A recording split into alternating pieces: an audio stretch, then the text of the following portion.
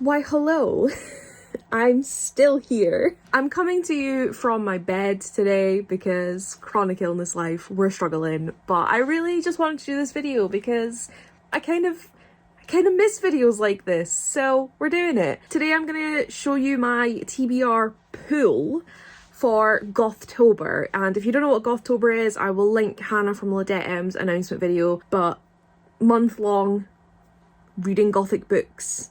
Very fun. There are challenges and like prompts and stuff. I was gonna do that, but I don't even know what books are anymore. So I was like, you know what? We're just gonna pick Gothic books, Gothic adjacent books that I want to read that I personally feel fit the vibe, and by that I mean books that I want to read. I just want to be involved, okay? I have, I believe, 20 books to show you. Well, some are Kindle books because I read mostly on my Kindle now. That's what I do.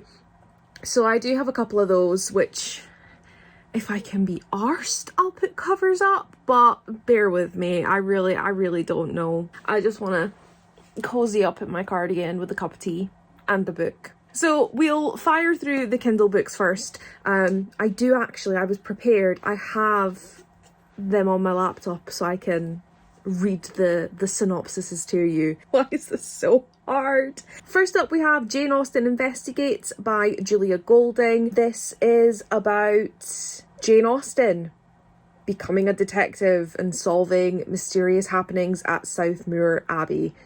I believe she's 13 at this point, so it's like a middle grade series. Because it is a series. I actually have book 2 as well, so if I read it and I love it, maybe I'll read book 2. But yeah, it sounds fun, and I figured Jane Austen's considered Gothic. Like, her work is considered Gothic, right? So like, it counts. Then I have The Final Girl Support Group by Grady Hendrix, because the theme of Gothtober is Final Girl. I have been told to lower my expectations. Hannah herself has unhauled her copy of this. It's not really a genre I've read a lot of, so I don't have much to compare it to. But again, it's a TBR pool, so it's not like I'm saying I'm reading these 20 books. Like, I haven't even read 20 books this year. So if I read 20 books in October, I mean, I'll only be like 2 away from my goal, but we'll see. I'm aiming for 4 books in October, like 1 book a week, and I will be vlogging. I intend to vlog every week so that I can like hold myself accountable, but I don't know. It depends if I can find my camera, because I don't like using my phone. Genuinely don't know where my camera is. I don't know where my SD card adapter is. I'm just winging it. I'm winging it. I also have the Atlas 6 by Olivia Blake in my TBR pool. I don't actually know what it's about. I've heard a lot about it. Dark Academia. Oh, it's one of those TikTok popular books, I guess. I don't know. Oh, it's A Secret Society. I think it's had mixed reviews. I'm not sure, but I'm intrigued. I've got The Clockwork Girl by Anna Mazzola, set in Paris in 1750. Midst of an icy winter, birds fall from frozen sky. Chambermaid arrives at the home of the city's clockmaker. There's a dark past. Intoxicating story of obsession, illusion, and the price of freedom. I don't know what it's about, but it's got a very pretty cover. If I haven't put it up so you can see, go look for it. Next, I have Hotel Magnifique by Emily J. Taylor. I'm pretty sure this has been on my radar for about a year. Perfect for fans of Caraval and The Night Circus. They are 2 books that I adored when I read them. I'm really sorry if you can hear Hotch in the background having a drink. Deal with it. Caraval and The Night Circus are 2 books that I adored.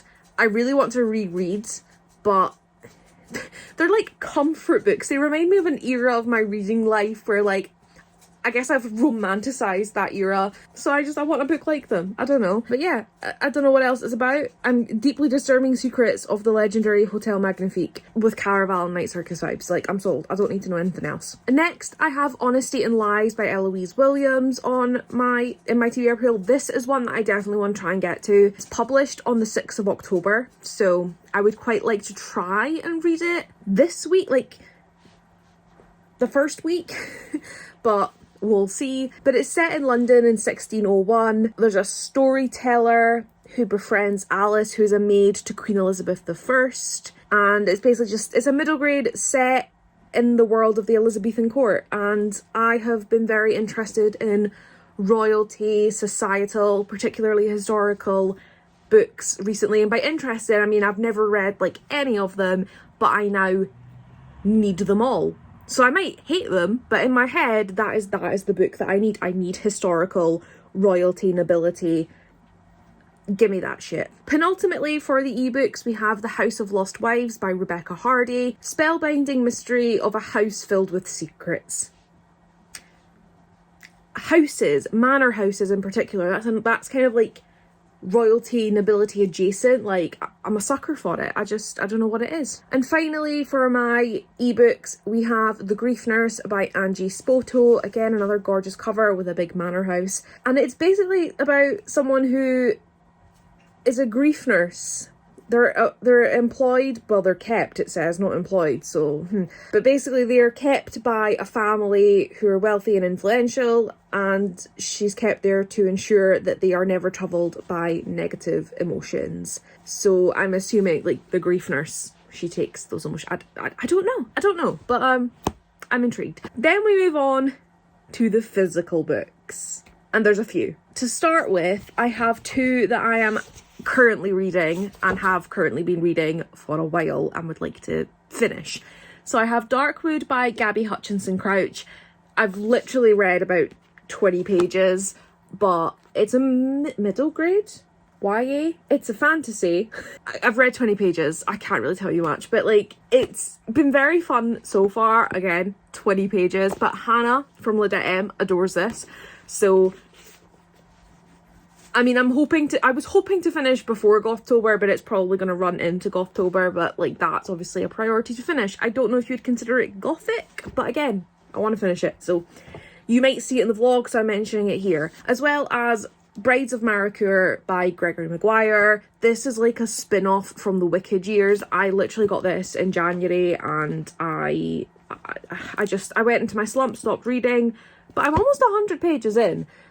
I don't envision myself finishing this in October, but I'd like to finish it this year. So then we kind of move on to the actual TBR, and there's not really an order to it. I'm just going to grab what comes up first. I have The King is Dead by Benjamin Dean. This was one of my books from my Waypoint book subscription, which is from Hannah at Lydia M.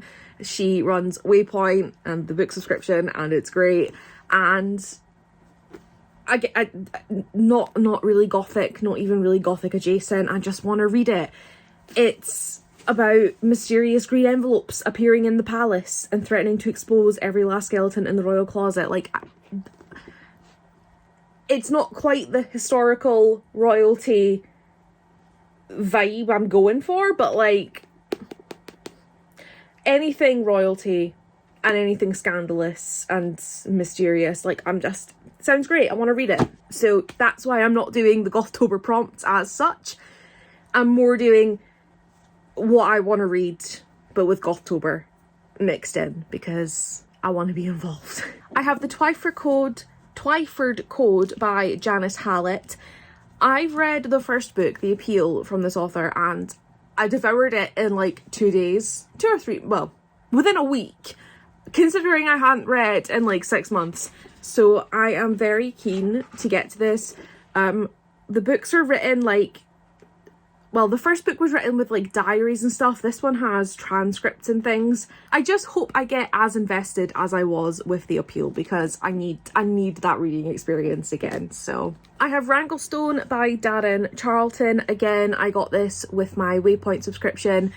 Hannah has put the sequel to this on her Gothtober TBR.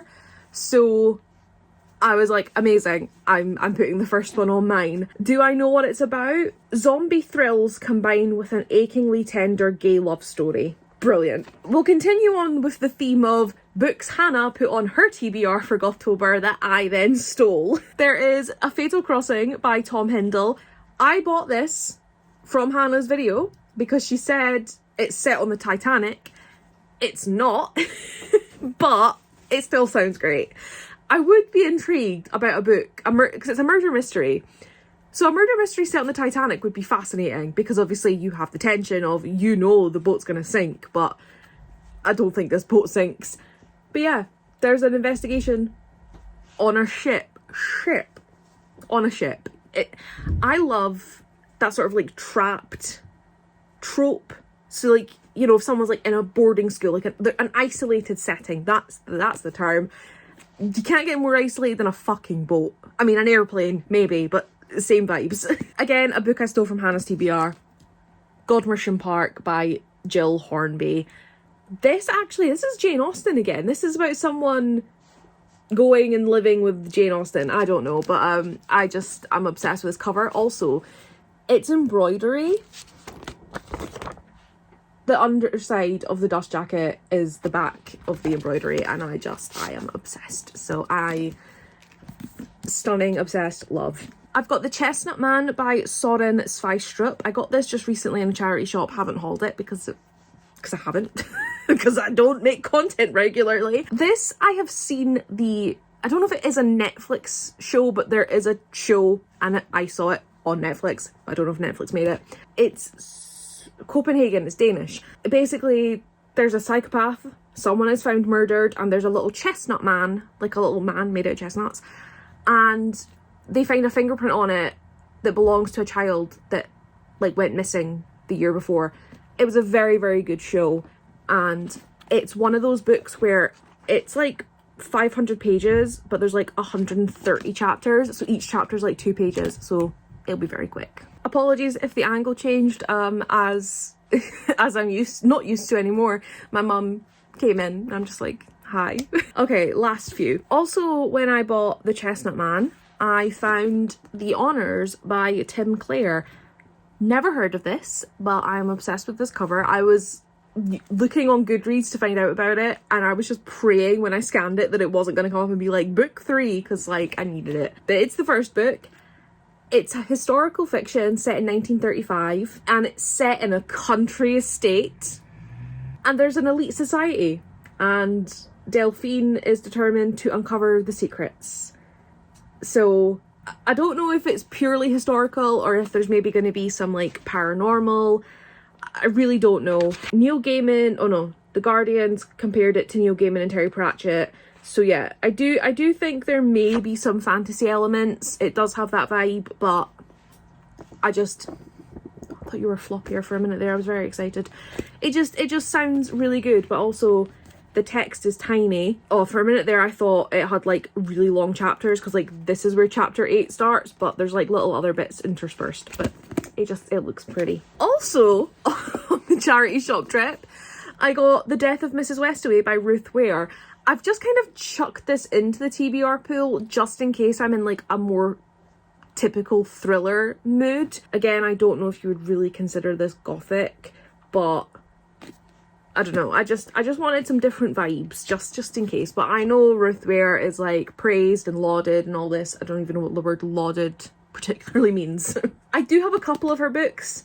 Don't think I own this one, but my books are all in a cupboard that I have not seen for about 6 or 7 months. So this next book, my last fiction book, I know is gothic because I just opened it up on Goodreads and it had the gothic tag. So I have The Vanishing of Audrey Wilde by Eve Chase.